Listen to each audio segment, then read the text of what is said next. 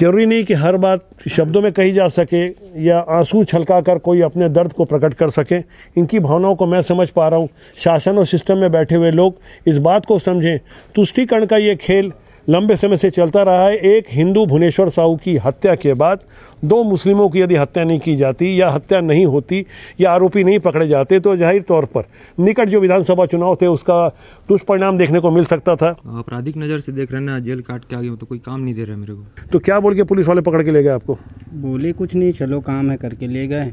उसके बाद वहाँ वारंट बना दिए। मैं 12 पास किया हूँ, उसके बाद मुझे डायरेक्ट जेल लेके गया। जेल से आने के बाद मैं भी ड्राइवरी का काम करता हूँ। मजदूर बना दिया और गांव वाले भी देखते हैं गलत नज़रिए से। मैं आपके दर्द को समझ सकता हूँ। मैं समाज में भी एक कलंकित व्यक्ति टाइप से हो गया हूँ सर। नहीं ऐसा नहीं है। तो मैं खेत गया था, उसी समय उठा कर ले गया वहाँ। चालान में लिखा था कि मोबाइल के आधार पे, लोकेशन के आधार पे लिए गए, लेकिन सिर्फ इसी आधार पे। लेकिन हमारा जो लोकेशन था वो 4 बजे के बाद ही गए थे हम लोग, और वहाँ पे लोकेशन पे 12 बजे और 2 बजे का दोनों का लिखा है अलग अलग। और हमारे छत्तीसगढ़िया मन के भोलापन उठा के फायदा उठा के तत्कालीन कांग्रेस सरकार है ये मल्ला आरोपी बना दी। उस समय मुझे भी मतलब तत्कालीन SP कलेक्टर के द्वारा लगातार प्रताड़ित किया गया। आप देख सकते हैं पैर से लाचार है, ये चल नहीं सकते, लेकिन बताया गया कि पिता पुत्र ईदुल मोहम्मद और रहीम मोहम्मद की हत्या में ये शामिल थे। नमस्कार, मैं पवन केसवानी। तारीख 8 अप्रैल 2023।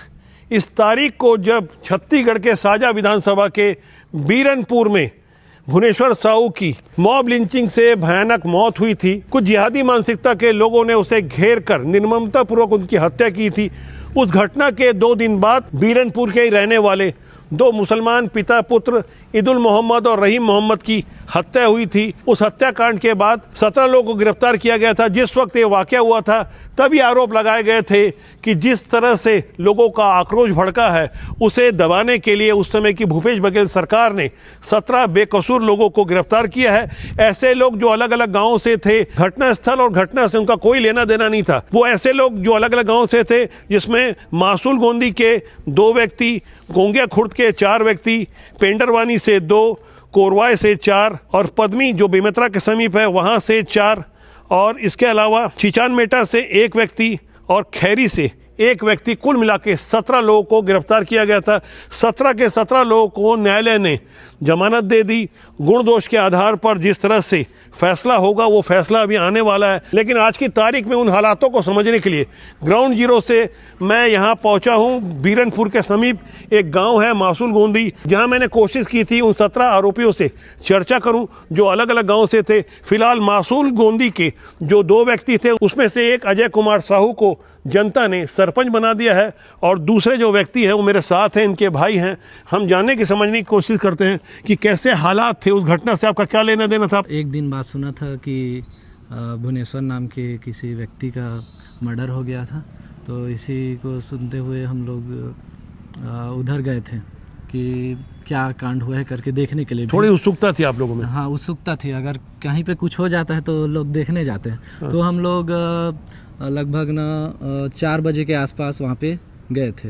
वहाँ पे मेरे साथ में थे, मेरे भाई थे और मेरे गांव का एक और लड़का था, और लाभचंद बापना जी जस्ट बगल में थे हमारे। हाँ, और वहाँ पे IG साहब से तो वो लोग डंडा चार्ज कर रहे थे वहाँ पे। अच्छा, लाठी चार्ज हो रहा था। तो कुल मिलाकर के आपको कैसे पता चले कि आपको आरोपी बनाया जा रहा है? कब पता चला आपको ये? हम लोगों को लगभग मेरे को 25 तारीख को पुलिस आई थी कि यानी 10 तारीख को जो ईदुल मोहम्मद और रहीम मोहम्मद पिता पुत्र की हत्या हुई थी, ऐसे हालात में हत्या हुई थी जब धारा 144 लगी थी। वहाँ के SP कल्याण एलेक्सेला से मैंने खुद बात की थी। वहाँ परिंदा भी उनकी मर्जी के बगैर पर नहीं मार पाता। ऐसे हालात में बीरनपुर के समीप चिचान मेटा के सामने जो हत्या वाला स्थल बता रहे हैं, जो पिता पुत्र की सामूहिक हत्या हुई थी, वहाँ अलग अलग गाँव से लोग आ गए और नामालूम कैसे हत्या कर गए, ये एक पहेली बनी हुई है। और जैसा कि आप बता पा रहे हैं कि आप खाली देखने गए थे और आपको आरोपी बना दिया गया। क्या कोई मोबाइल के बारे में भी बातचीत हो रही, जैसे हमको पता चला कि आप लोग उसको जानकारी लेने वाले थे? लोग चालान में लिखा था कि मोबाइल के आधार पे, लोकेशन के आधार पे लिए गए, लेकिन सिर्फ इसी आधार पे। लेकिन हमारा जो लोकेशन था वो 4 बजे के बाद ही गए थे हम लोग, और वहाँ पे लोकेशन पे 12 बजे और 2 बजे का दोनों का लिखा है अलग अलग। अच्छा, जबकि साथ में गए। तो कुल मिलाकर के विधानसभा चुनाव नज़दीक थे, हालातों को हम समझने की कोशिश कर रहे हैं। जिस तरह से हिंदू जनभावना सड़कों पर उतरी थी, उसके बाद दो मुस्लिम पिता पुत्रों की हत्या आखिर किसी ने तो की होगी, इस पर भी पड़ताल होनी जरूरी है। आज विमर्श इस पर नहीं हो रहा है, बल्कि विमर्श इस पे हो रहा है कि ये दोषी है या नहीं। मासूल गोंदी के बाद हम चलेंगे कोंगिया खुर्द, जहाँ से 4 आरोपी बनाए गए थे। हमारी कोशिश रहेगी कि जो लोग आरोपी बनाए गए वो कैसे हालात में जी रहे हैं, उनका कसूर क्या था जिन्हें उनके हालात पर छोड़ दिया गया है। अब मैं यहाँ से चलता हूँ कोंगिया खुर्द। बीरनपुर में भुवनेश्वर साहू हत्याकांड के बाद जन आक्रोश को थामने के लिए जिस तरह से 2 पिता पुत्र की हत्या का आरोप 17 लोगों के ऊपर मढ़ा गया था, उनमें कोंगिया खुर्द के भी 4 युवक थे, जिसमें 3 युवक मेरे साथ हैं जो उस वक्त पढ़ाई कर रहे थे। इनकी पढ़ाई छूट गई, जेल में रहे लंबे समय तक। हम हालातों को समझने की कोशिश कर रहे हैं कि आखिर तुष्टीकरण का खेल उस वक्त की सरकार ने किस तरह से किया था और किस तरह से युवाओं को आरोपी बनाया था। आप अपना परिचय देंगे, क्या कर रहे थे आप उस वक्त जब आप आरोपी बनाए गए थे? मैं पहले पढ़ाई करता था, मैं 12th पास किया हूँ। उसके बाद मुझे डायरेक्ट जेल लेके गया। जेल से आने के बाद मैं अभी ड्राइवरी का काम करता हूँ, और ड्राइवरी का काम करता हूँ तो मुझे अच्छा नहीं लगता कि कोई भी मुझे गलत नीयत से देखे या अपराधी ऐसा सोच। आप उस वक्त कहाँ थे जब ये वाक़या हुआ था? 8 अप्रैल 2023 को भुवनेश्वर साहू की हत्या हुई थी। उसके बाद 10 अप्रैल को ईदुल मोहम्मद और रहीम मोहम्मद नामक पिता पुत्र की हत्या हुई थी। इसमें आपको आरोपी बनाया गया। क्या आरोप लगे आपके ऊपर? मेरे ऊपर मर्डर का। आप उस वक्त कहाँ थे जैसे बताया जा रहा है आपके बारे में? हम लोग उस वक्त गांव में थे, उसके बाद वही सब गए थे। हम लोगों को घटना स्थल के बारे में कुछ पता नहीं है। आपको घटना स्थल के बारे में नहीं पता? नहीं। तो आम ग्रामीण कैमरे के सामने बोलने में हिचकता है, जैसे आप देख पा रहे होंगे। मेरा नाम है वरुण साहू, पिता श्री राम कुमार साहू। मैं कोंगिया खुर्द का निवासी हूँ और मैं पढ़ाई कर रहा था BA फर्स्ट ईयर का, जिससे मेरा परीक्षा भी चल रहा था उस समय। जो मेरे को उठाया वो 26 अप्रैल को था और मेरा परीक्षा था 27 अप्रैल को। तो इसी बीच मेरा पढ़ाई भी छूट गया और मैं अभी गाँव में ही काम करता हूँ। कितने समय जेल में थे? 100-150 रुपये रोजी मजदूरी करते हैं? मजदूरी करता हूँ। मजदूर बना दिया हालात में। मजदूर बना दिया और गांव वाले भी देखते हैं गलत नज़रिए से। मैं आपके दर्द को समझ सकता हूँ। मैं समाज में भी एक कलंकित व्यक्ति टाइप से हो गया हूँ सर। नहीं, ऐसा नहीं है। देर है अंधेर नहीं। सरकार से भी हमारी ये मांग है कि सरकार भी हमारे लिए कुछ करे। जी बिल्कुल होना चाहिए। आपकी पढ़ाई छूट गई, बहुत। कितने समय जेल में थे आप? हम 10 महीने थे सर। 10 महीने थे। आप भी जेल में थे? जी सर, मेरा नाम लोकेश कुमार साहू है, पिता चतुर राम साहू है। क्या करते थे आप? मैं पढ़ाई करता था BA सेकेंड ईयर। कौन से कॉलेज में? परपोड़ी में। फिर पढ़ाई आगे जारी रखी? जारी नहीं हो पाया सर, वही समय मेरा पेपर था। पेपर दिला नहीं पाया मैं जेल की वजह से, इसलिए पेपर भी नहीं दिला पाया। अभी रोजी में जाता हूँ खेत, मजदूरी करते हैं? मजदूरी करता हूँ सर। जेल में कितना समय काटे? 10 महीने। कभी जेल गए थे? नहीं, मैं थाना तक नहीं गया था सर। कैसे हालात थे जेल में? क्या करते थे जेल में आप लोग?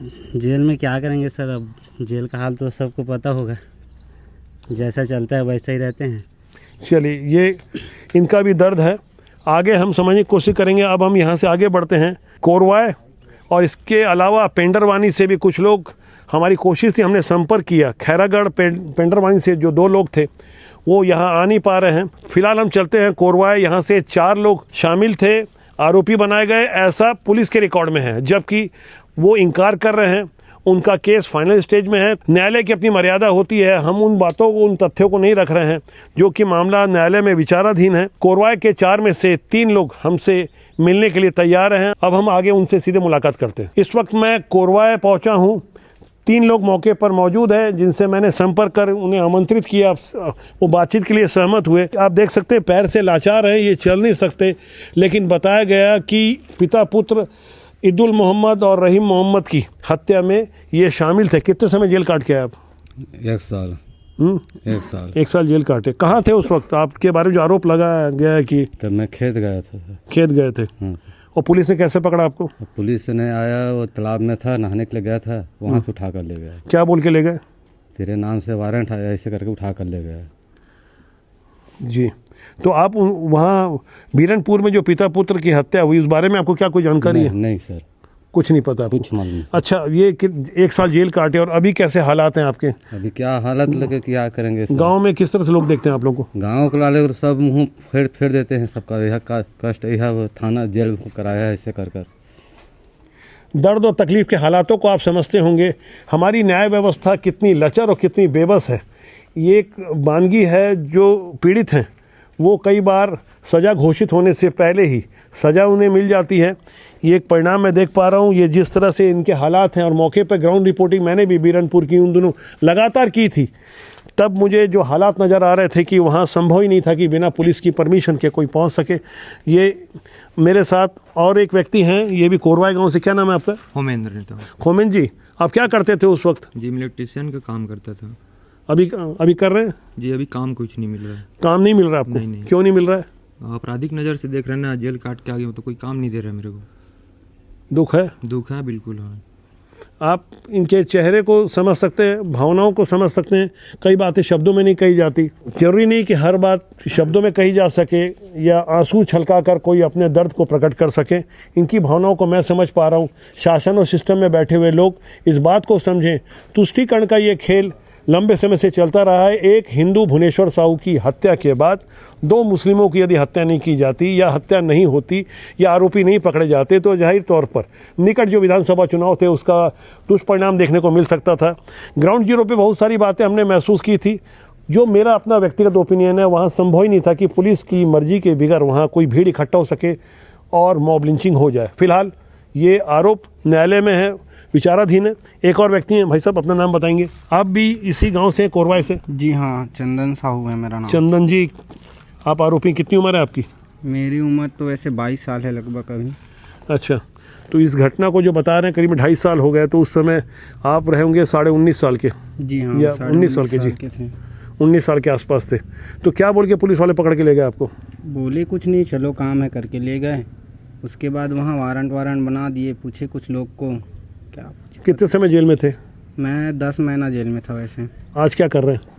क्या करेंगे, खेत जाते हैं, मजदूरी करते हैं? मजदूरी करते हैं।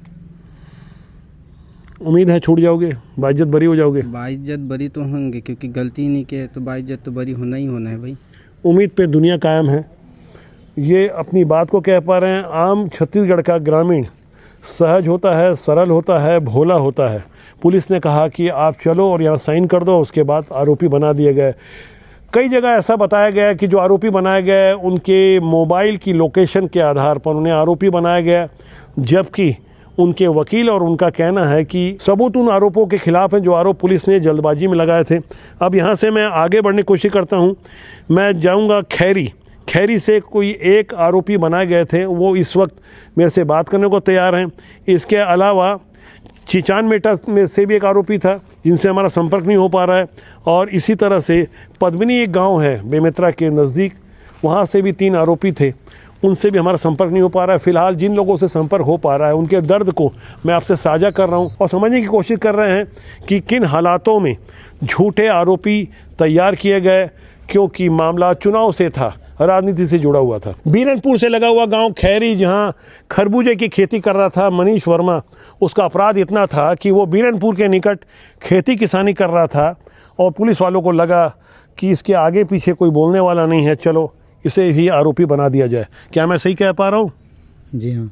क्या कर रहे थे आप उस वक्त? उस दिन मैं बंगला खेत में था, खरबूजा बोलते हैं उसको। वहाँ गया था तो बैरिकेड लगा था ना, वहाँ खरबूजा बेचने के लिए मैं चला गया। अच्छा, आप बेचने गए थे? हाँ। और अब आपको हत्यारा घोषित कर दिया गया? जी हाँ, आरोपी बना दिया गया।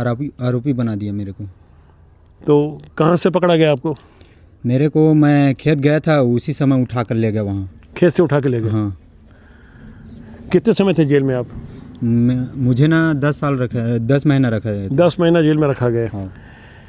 तो अभी कैसे हालात हैं? वहाँ से छूट के आ रहे हैं तो लोग आपसे कैसे व्यवहार करते हैं? लोग क्या कहेंगे, गलत कहेंगे, जेल काट के आया है ऐसे करके। छत्तीसगढ़ की परम वैभवशाली संस्कृति सरल और सहज लोगों के कारण जानी जाती है।